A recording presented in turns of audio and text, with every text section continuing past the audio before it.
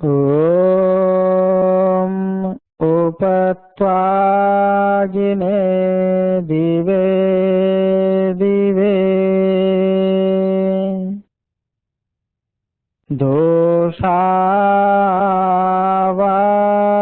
दोषावस्तर्धिया वयम्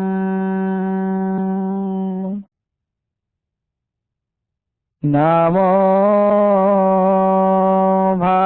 भरान्ता हेमसि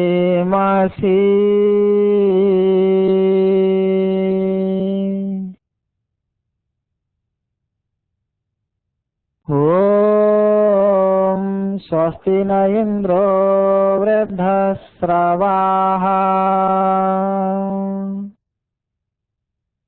स्वस्ति नः पूषा विश्ववेदाः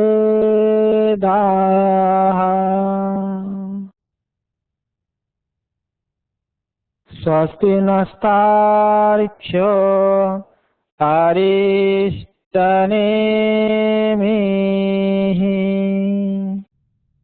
स्वस्ति नो बृहस्पतिर्दधातु ॐ भद्रं कर्णेभिः शृणुयाम देवाः भद्रं पश्येमाक्षभिर्यजत्राः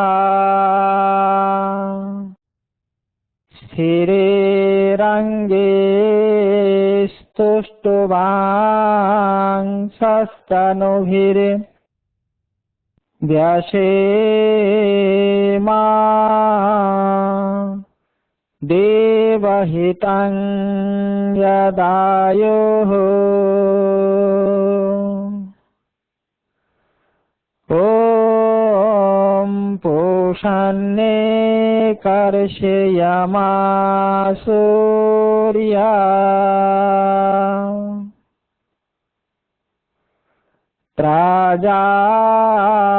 प्राजापत्य व्यूह रश्मिन् समूहा तेजो यत्ते रूपं कल्याणतमं तत्ते पश्यामि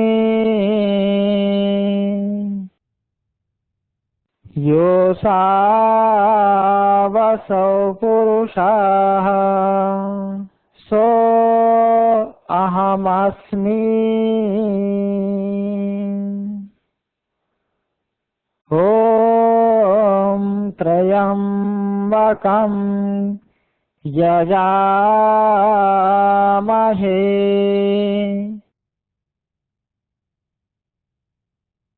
सुगन्धिं पुष्टिवर्धनम्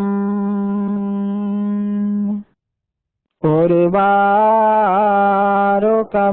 बन्धनान् मृत्योर्मुक्षीयमामृतात् ॐ भूर्भुवः स्वः तत्सवितुर्वरेण्यम् भर्गो देवस्य धीमहि धियो यो नः प्रचोदयात्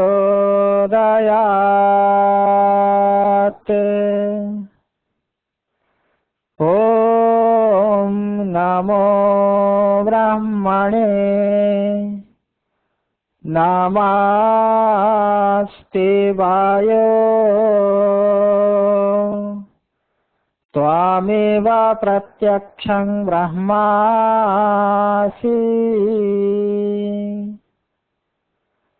त्वामेव प्रत्यक्षं ब्रह्म वदिष्यामि ऋतं वदिष्यामि सत्यं वदिष्यामि तन्मामवतु अवतु माम् अवतु वक्तारम्।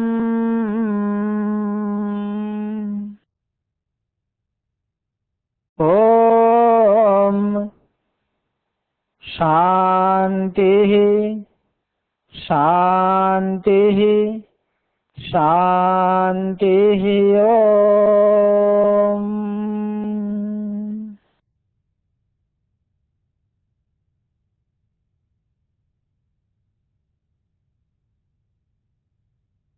अब हम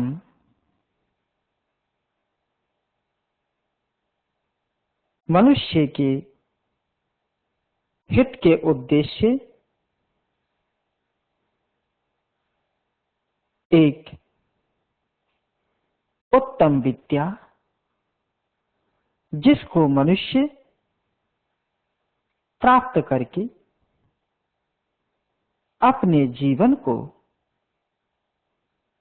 सर्वदा के लिए सुखी बना लेते हैं, उसका निरूपण करेंगे।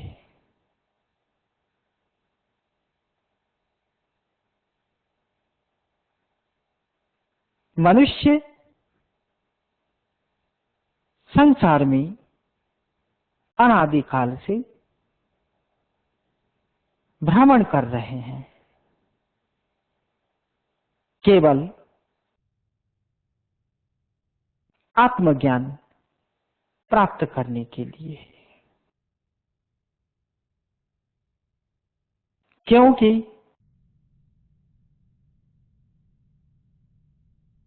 इस जीवात्मा के लिए आत्मज्ञान से अतिरिक्त और कोई भी उद्देश्य ऐसा नहीं है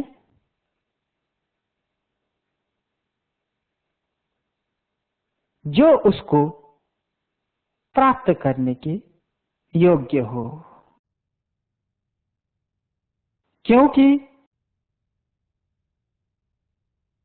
यह जीवात्मा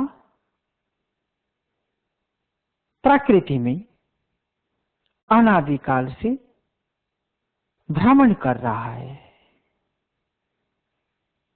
और भ्रमण करते हुए आज मनुष्य रूप को प्राप्त किया है। ये जो आपकी मनुष्य रूपता है, यह एकमात्र ज्ञान को प्राप्त करने के लिए है और कुछ नहीं। इसके अतिरिक्त जो भी कार्य हैं प्रत्येक शरीर में संभव है, अर्थात यदि आप इस शरीर का उपयोग ध्यान आदि के अतिरिक्त अर्थात ज्ञान प्राप्त करने के उपायों से अतिरिक्त कहीं इसको संलग्न करते हैं तो यह उचित नहीं है, क्योंकि ये सब कार्य अन्य शरीर में भी संभव हो जाता है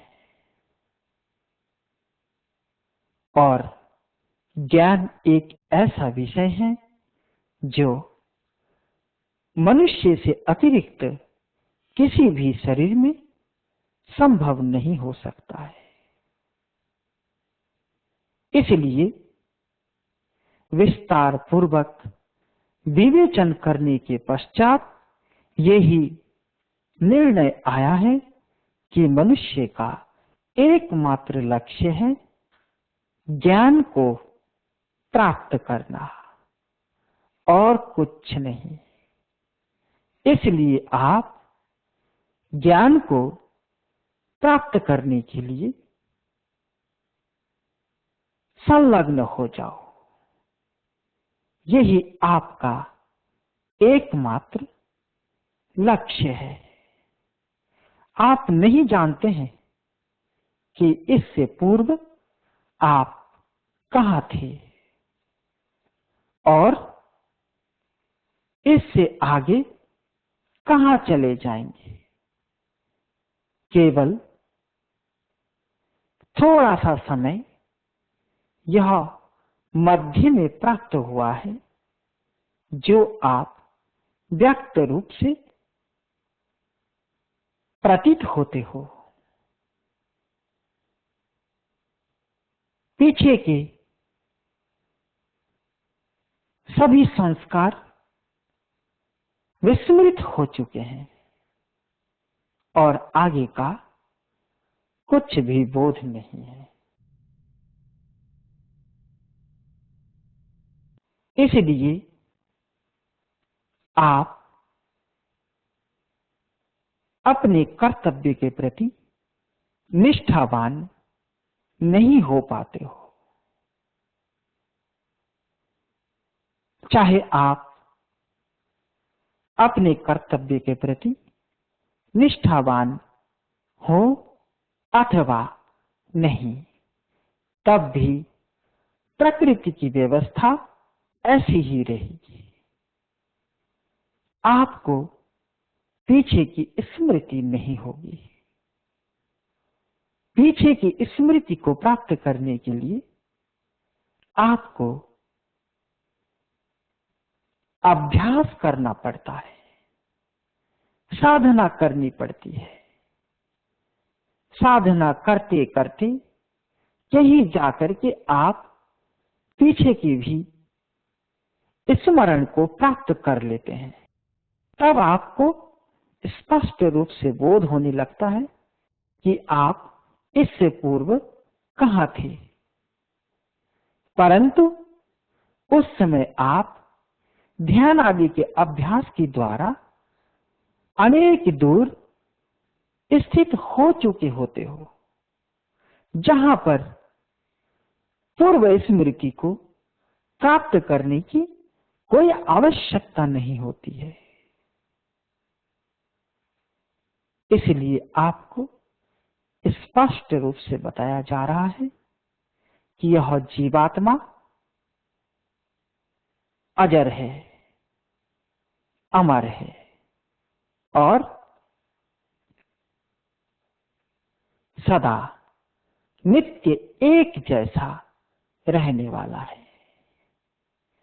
यह तो शरीर है जो समय प्राप्त करके उत्पन्न होता है और समय के साथ साथ वृद्धि को प्राप्त होता है और समय के अंत में समाप्त हो जाता है। और यह जीवात्मा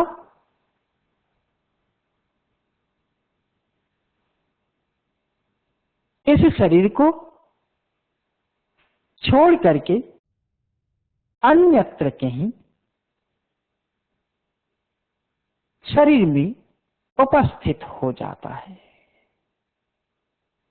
इस बात को आप विश्वास रूप से मानते हैं, परंतु आपको यह प्रत्यक्ष रूप से जानना होगा कि यह जीवात्मा अविनाशी है।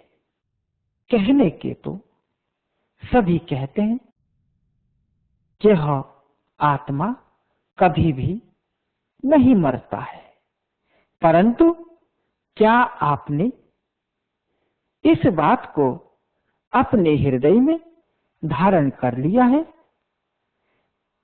क्या आप प्रत्यक्ष रूप से यह मानते हैं कि मैं कदापि नहीं समाप्त होऊंगा?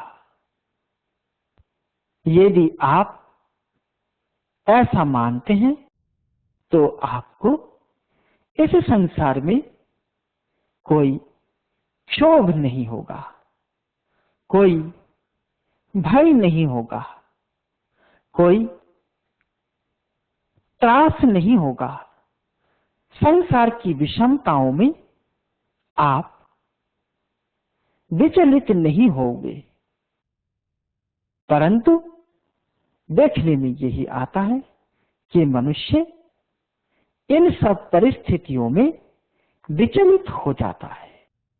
इसका तात्पर्य यही हुआ कि वह अपने शरीर को ही अपना स्वरूप समझ रहा है, अर्थात शरीर को ही मैं हूं ऐसा कहता है और मानता है। केवल एक सिद्धांत रूप से उसको बोध है कि आत्मा विनष्ट नहीं होता है, इससे आपको विशेष लाभ नहीं होगा। जिस दिन यह ज्ञान आपके हृदय में प्रविष्ट हो जाएगा, उस दिन आपको इसके द्वारा लाभ होने लगेगा।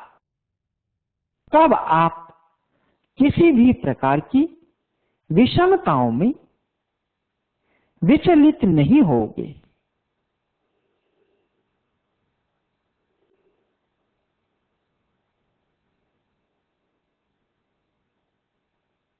सदैव आप शांत रहोगे। संसार की हर परिस्थितियों को त्याग भाव से देखते रहोगे और नित्य निरंतर ज्ञान को प्राप्त करोगे और ज्ञान को प्राप्त करके अभीष्ट मुक्ति पद को प्राप्त कर लोगे। आपको बार बार यह बोध कराया जा रहा है कि यह जीवात्मा अनादिकाल से इस प्रकृति में भ्रमण कर रहा है। कोई काल सीमा नहीं है। इस प्रकृति से उसकी मुक्ति तभी होगी जब उसको अपने हृदय अंतःकरण में आत्मज्ञान का उदय हो जाएगा। क्या आप यह चाहेंगे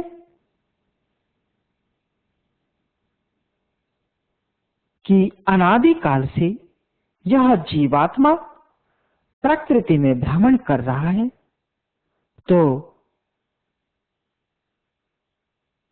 यह कदापि मुक्त ना हो, अर्थात प्रकृति के बंधन से पृथक ना हो जाए? परंतु ऐसा आप कदापि नहीं चाहेंगे, क्योंकि प्रकृति आपकी स्थिति नहीं है। प्रकृति एक भिन्न पदार्थ है, आप एक भिन्न पदार्थ हो। आपका स्थान प्रकृति में नहीं है। ये तो आपने अज्ञानवश इस प्रकृति का आश्रय लिया है। इसी कारण से आपको विभिन्न प्रकार के दुखों का सामना करना पड़ता है। विभिन्न प्रकार के विषम प्रकरणों में भ्रमण करना पड़ता है और प्रत्येक क्षण दुख से ग्रस्त रहते हो। कभी मनुष्य बनकर के दुखों का अनुभव करते हो, कभी पशु पक्षी बनकर के दुखों का सामना करते हो। जिस समय जिस शरीर को आप स्वयं धारण करते हो, उसी को ही अपना स्वरूप मान करके उसमें अभिमान करने लगते हो। आप अपने को तद्रूप समझने लगते हो। ये जो आप प्रत्येक शरीर को क्रम से अपना स्वरूप समझते हुए उनमें अभिमान करते हो, यही अभिमान आपके बंधन को दृढ़ करता है, आपके बंधन को बलवान बनाता चला जाता है और बंधन इतना बलवान हो जाता है कि इस बंधन से आप मुक्त होने के लिए सोच भी नहीं पाते हो। ऐसी ही परिस्थिति आज हुई है। आज आप कहां सोच पा रहे हो कि यह प्रकृति बंधन है? आप कहां समझ पाते हो कि मैं प्रकृति नहीं हूं, मैं प्रकृति के किसी भी पदार्थ से संबंधित नहीं हूं? यह आप कदापि नहीं समझ पाते हो। केवल जिस शरीर में उपस्थित हो उसी को ही अपना स्वरूप समझते हो। यह किसका परिणाम है? इसका कौन उत्पन्न करने वाला है?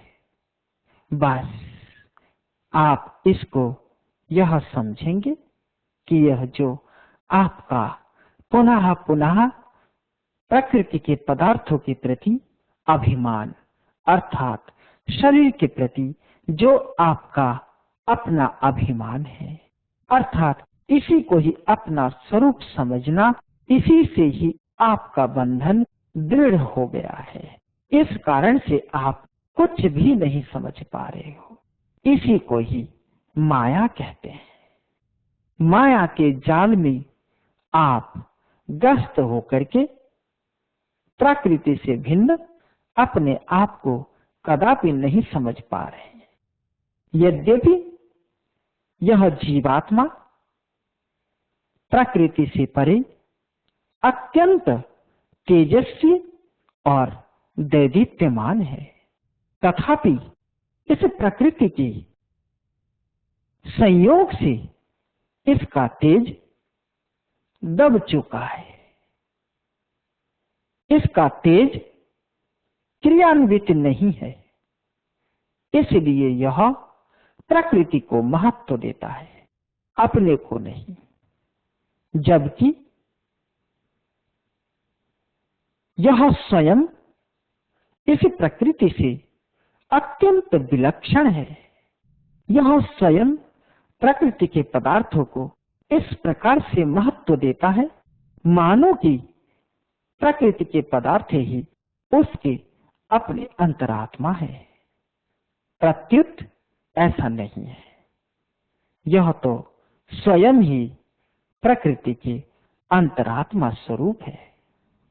ये जो अंतरात्म तत्व है वह स्वयं है, प्रकृति के ऊपर अधिराज करने वाला है। इतने सब गुण होते हुए भी आज यह स्वयं विस्मृत होकर के 2 हाथ 2 पैर और यह शरीर वाला अपने आप को समझने लगता है। यही उसका बंधन है, यही उसका अभिमान है। इस अभिमान को त्याग करके अपने आप को इस संसार के बंधन से मुक्त करने के लिए आप क्यों ना प्रयास करने के लिए तत्पर हो जाते हो। आप यदि अपनी अंतरात्मा को प्रकृति के बंधन से मुक्त करने के लिए तत्पर हो जाते हैं तो आपका जीवन सार्थक होता है। कहा यह जाता है कि इस शरीर के अंदर 2 चेतन तत्व विद्यमान है।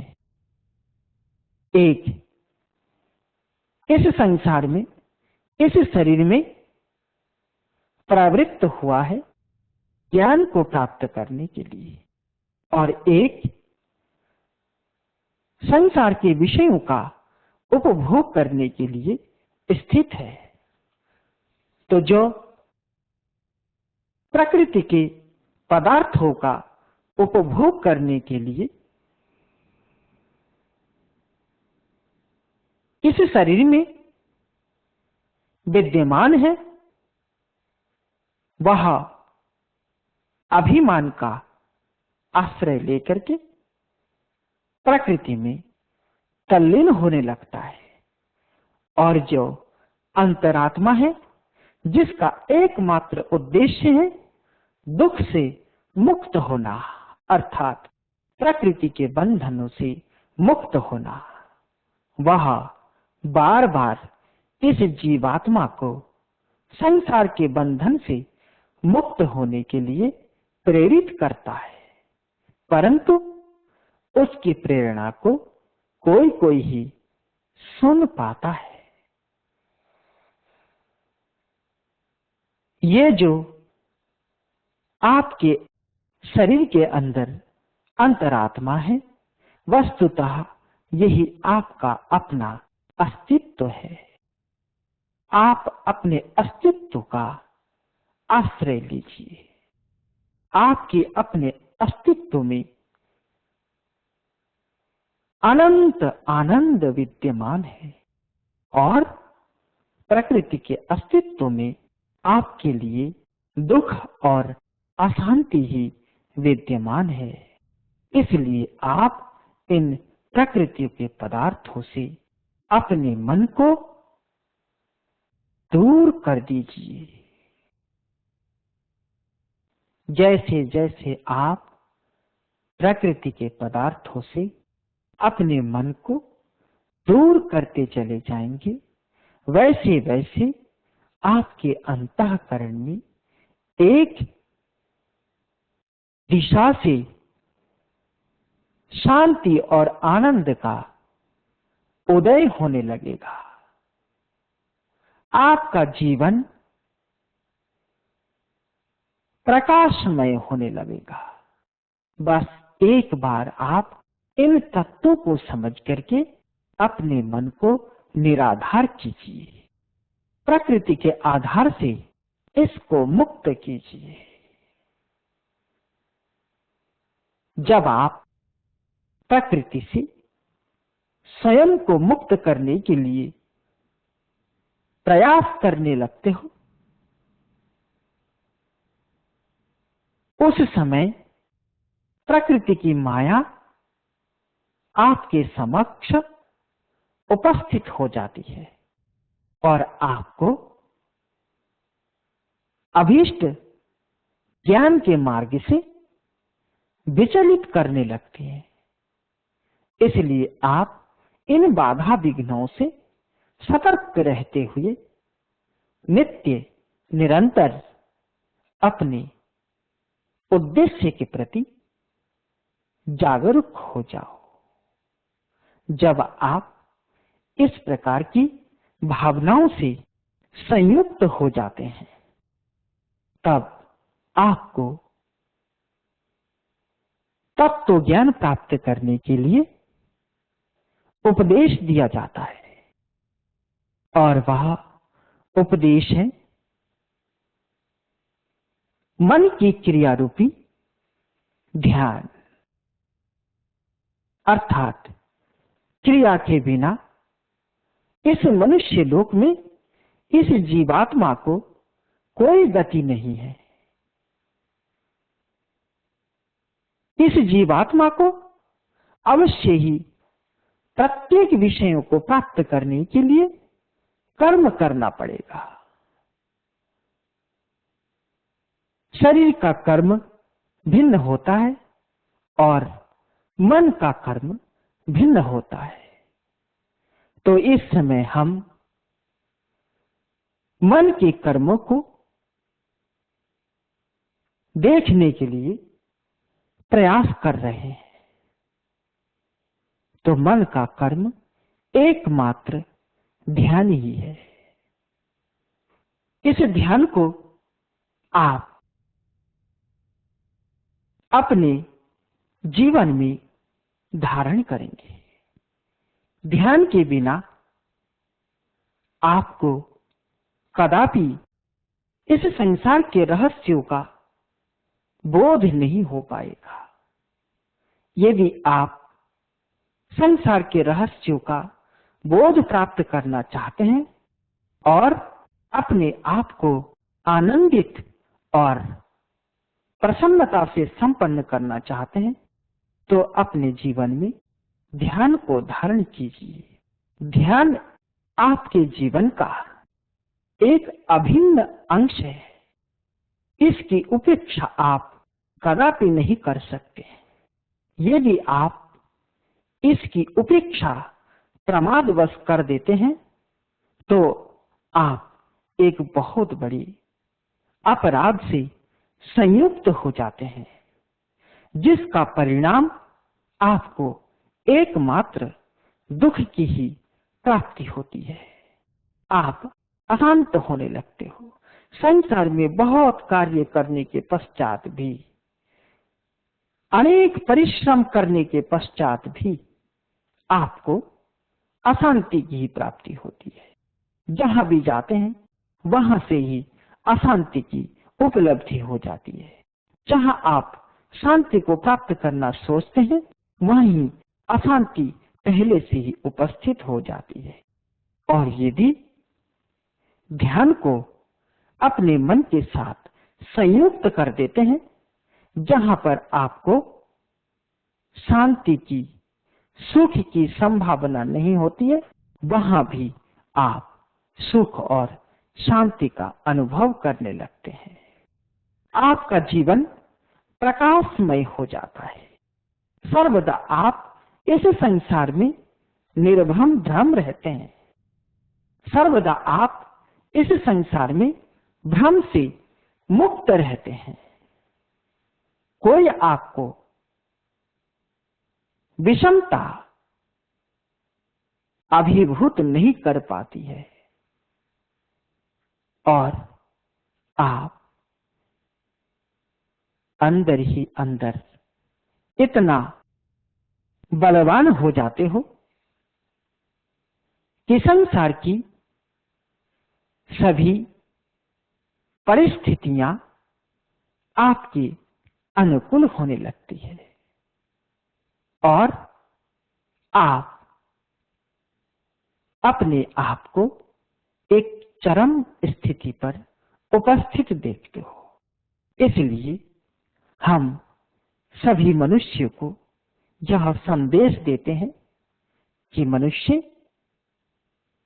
आपके जीवन के साथ यह संबंधित ध्यान है, वह आपके अंतःकरण में ही विराजमान है।